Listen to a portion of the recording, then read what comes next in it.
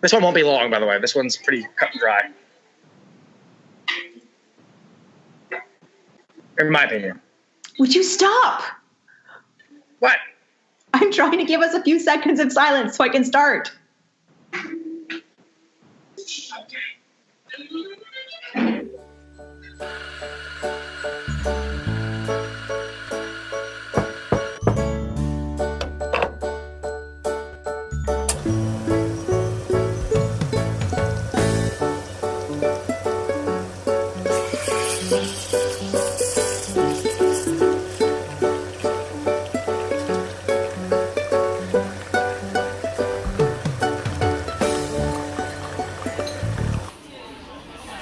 Welcome to Teaching Brewed. Today we are talking to people who teach more than one subject in their classroom. And there's a lot of us. Pretty much every elementary teacher and a whole bunch of secondary ones. Absolutely. So today we're going to kind of address the idea of time management. In other words, how do you structure your time in a way that allows you to make sure everything is covered? Because for most of us, there's a pressure to cover X number of curricular outcomes throughout the day. So what's a good time distribution to do that? Now, the one thing to bear in mind, I thought that schools dictated that.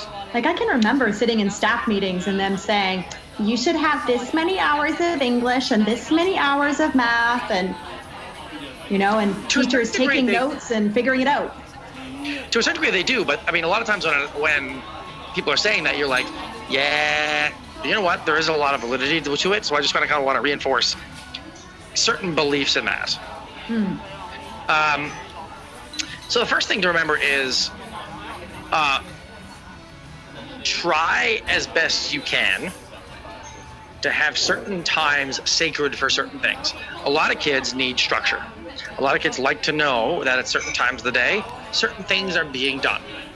Especially kids who have high attention problems, giving them structured times on certain things, like always having math at 8 o'clock in the morning or 8:20 in the morning, helps them figure their day out more and it lets them succeed more.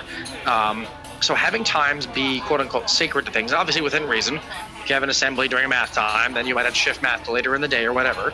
And kids have the understanding of that too. But for the kids who do need that structure, having those times as quote unquote sacred is really valuable to them. And it really does help with the transitions too.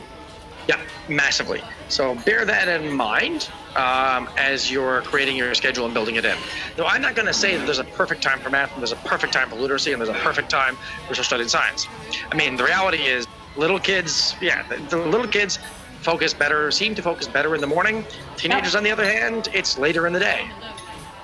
So as long as it's not right after lunch when they've eaten a big heavy meal. Yes.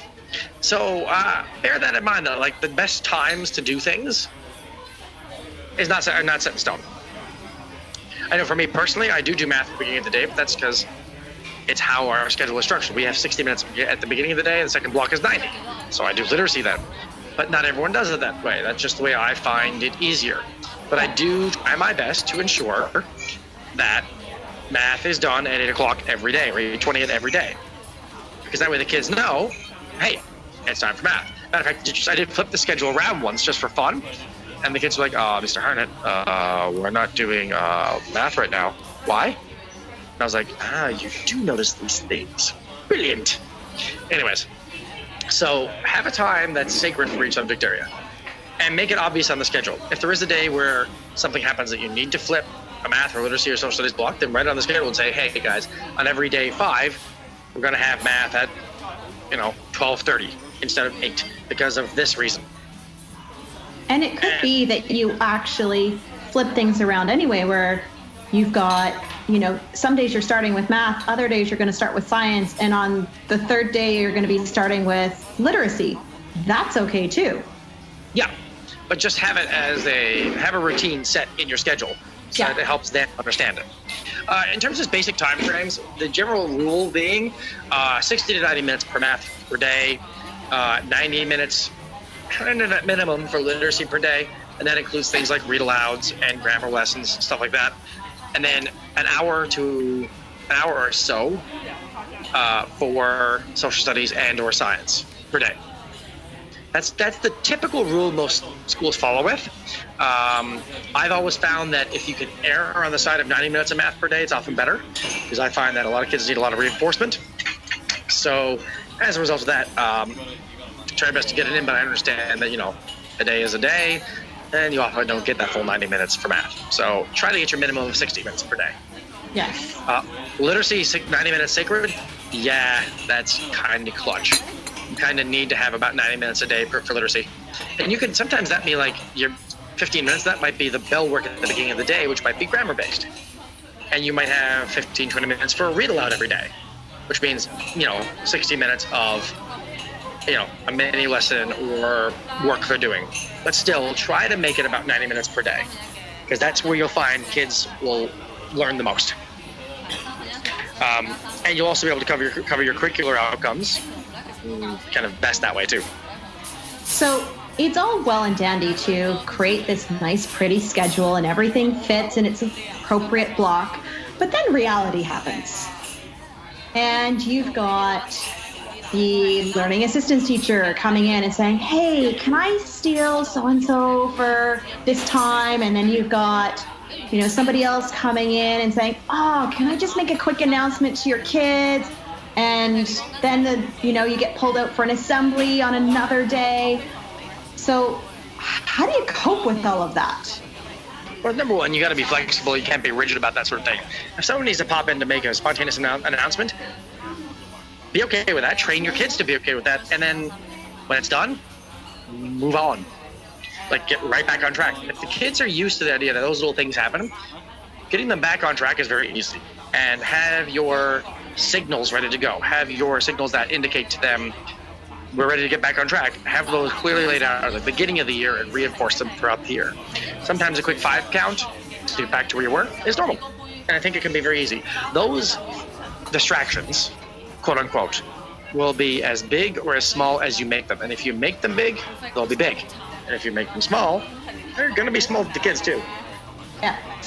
The other thing, there's a few other things that you can do to actually assist with some of that. So sometimes you can control some of this stuff. It is possible that you can pre-plan with teachers who need to pull kids out and say, look, pulling them out on Monday is good, but Wednesday, not so much. I really do need my full group on Wednesdays. Or you could put, if you're going to be doing an activity that really requires focus, put a do not disturb sign outside the door at that point so that you don't get these unexpected interruptions. And make sure that you are completely prepped and your materials are all ready for that lesson so you don't need to dash across the hall for one more photocopy. Yeah. Plan but be flexible. Good rule. Yes. Another thing I want you to remember is that I know we often have little blocks of time in between specialists, end of the day, stuff like that. See if you can get in the little things that you often can't quite get in those little blocks. If you can train the kids. Little things like tiny bits of grammar work, catching up on some math pages, pulling a small group for a few minutes, or using a game to reinforce a piece of learning. Put those things in then if you really feel like you can't get, if you're really pressed for time in literacy or really pressed for time in math, chuck them in then. If you have 15 minutes between, say 2 different specialists, playing a game of 88s, which is a really fun math game that reinforces skip counting and multiplication facts. It's a great way to time filler, and it's also a great way to get a little bit extra time in for math. Or play a grammar game with them. If you've got that time in there. There's little ways you can use those little blocks of time that you might have in your schedule that you're like, oh, this is the worst. But to actually make good use of them. So going from the focus on the kids for a minute to the focus on the teacher and helping them maintain their sanity, because it's not easy planning for 3, 4, 5 different lessons in a single day and to keep on top of the organization for all of that different stuff. So a few ideas. You've got a filing cabinet, have different drawers for different classes or different subjects. Yep. Color code everything. Yep. So if you've got, and that's something that specialist teachers do too. When I'm handing something out, it's like, okay, this is going to grade 5s, it's going on orange paper. This is going to grade 4s, it's going on blue paper. Some teachers, rather than color coding paper, they have a stamp or a digital stamp that goes on each thing. So when they go to copy it, it's obvious, yeah, they're all on white pages, but in that upper right corner, that one's a picture of a seal and that one's a picture of a horse. So they go to the different classes. And vary the complexity of your lessons. If you're doing a really materials heavy math lesson that day, maybe you don't also want to have a very materials heavy science lesson or a very materials heavy literacy lesson. Maybe you want to have something that's a little bit less difficult to prep and set up. Yeah. You may even want to have devoted spaces on your desk too, by the way. Like, I always have my math binders that go through my units in the top right corner of my desk. That's where they go and that's where they live every day because I use them every day. I plan with them whenever the kids are in prep. So have a devoted space to them. Keeps your desk more neat, more organized. And if you know you're using stuff and it needs to constantly be out, just embrace that idea and have it there. And you may want to have a devoted spot for your literacy stuff. Just have your desk organized in a physical way that makes sense to you. So that way when it comes to getting materials, you know exactly where they are. Especially when an administrator pops by to observe you and you panic. And that way you go, oh, that's right. I know where this always is. And when you are doing your planning, you don't need to be reinventing the wheel for each lesson. It is okay to go across the hall and say, hey, what are you using for literacy? I'm fresh out of ideas. And teachers are very happy to help out with that, or most of them are. And if there's not somebody in your building that's able or willing to help out, well, guess what? The internet is always willing. Teachers pay teachers, and Pinterest are awesome resources. Just saying. Gonna throw my props out to those guys. Teachers pay teachers, buy stuff. It's awesome. But it's also keep a plan of every year's stuff. Like find a place where you can keep. If you physically write plans, keep them. Go back to them. Look what you did the previous year. You may just want to tweak the lesson you did last year to make it good. Because oftentimes, if it worked, it worked. So why, if it ain't broken. Exactly. And I do that digitally. I use a Google Doc. And I just, I go back and go, oh, that's right. This is what I did last year for this one. Cool. All right. That worked. Let's do it again. Or it could be that you go back to it and you're like, really liked that lesson, but I've already done it several times because I've done it so many years in a row. How could you modify it? And then you go like, oh, I'm going to keep that core idea, but I'm just going to switch out the resource that I used. Yeah. Sorted. Nice, fresh lesson all ready for you. Don't be afraid to tweak, modify, but also repeat. Yes. It's okay. All right, folks, those are our big tips for you for your coming year, or even if you're listening to this mid-year, to continue the year. As we said, we're not perfect, but, we try our best. And a lot of these strategies that we just talked about for multi-subject teachers actually work for specialist teachers as well. Yeah, so don't hesitate to try them out if you're a specialist teacher as well. So, if you found something useful in this podcast, please pass it on. Leave us a comment on whatever platform you found us on and subscribe. Absolutely. All right, folks, have a great evening, have a great day, have a great morning, whatever time you're listening to this, and we'll see you next time, or hear you next time, or speak to you next time. That one. Yes. Anyways, bye. Bye.